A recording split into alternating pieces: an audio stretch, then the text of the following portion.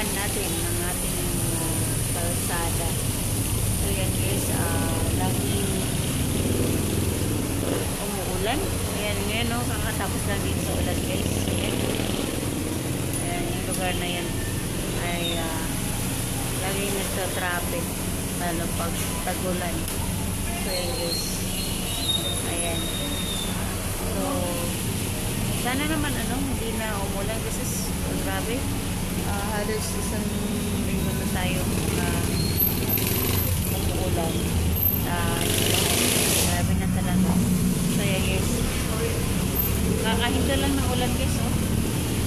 Kanina super lakas talaga. Kaya nag-aalala ko sa bahay. Ako. Pinakita nga ni Ben na umapaw na naman dun sa sala. Papunta dun sa mula sa CR papunta sa massage room hanggang sa sala. So yan, ang hirap maglinis. Ulit-ulit na lang maglinis. Sana maayos na siya guys kasi nakakapagod kaya din na lagi naglilinis. Ayan, mabaho lahat, kumakati na yung mga kamay namin pa